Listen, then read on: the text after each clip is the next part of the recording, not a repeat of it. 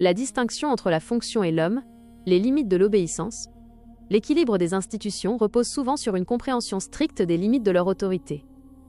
Dans le cadre de la structure ecclésiale, une confusion persistante entre infaillibilité et impeccabilité brouille la réception du magistère. Or, il est crucial de rappeler que l'autorité ne possède pas un chèque en blanc sur la vérité. Elle en est la gardienne, non la propriétaire. L'infaillibilité n'est pas une permanence. L'idée que chaque parole émanant d'une autorité suprême serait exempte d'erreur est une méprise théologique et logique.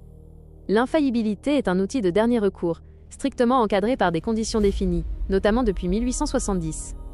Elle ne s'exerce que lorsque l'autorité parle avec l'intention d'obliger l'ensemble de la communauté sur des points précis de foi ou de mœurs.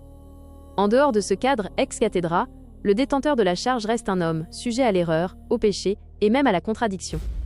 Le dépôt de la foi comme garde-fou. Le véritable critère de légitimité ne réside pas dans le titre, mais dans la fidélité à la transmission. Si une figure d'autorité vient à contredire ce qui a été enseigné de manière constante et infaillible pendant des siècles, elle crée une rupture logique.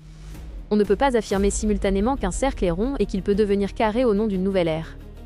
Lorsqu'une contradiction formelle apparaît entre l'enseignement multiséculaire, le dépôt de la foi, et un discours contemporain, c'est la cohérence historique qui doit primer. Dans cette optique, s'opposer à une innovation qui rompt avec la tradition n'est pas un acte de rébellion, mais un acte de conservation. Le paradoxe de la légitimité. Le paradoxe est ici frappant. Celui qui prétend suivre la tradition se voit souvent accusé d'être hors de l'institution.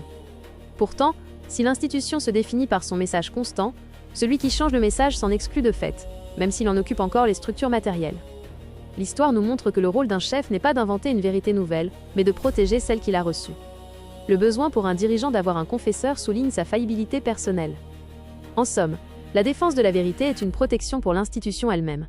Elle rappelle que l'homme passe, mais que la doctrine, pour rester crédible, doit demeurer immuable.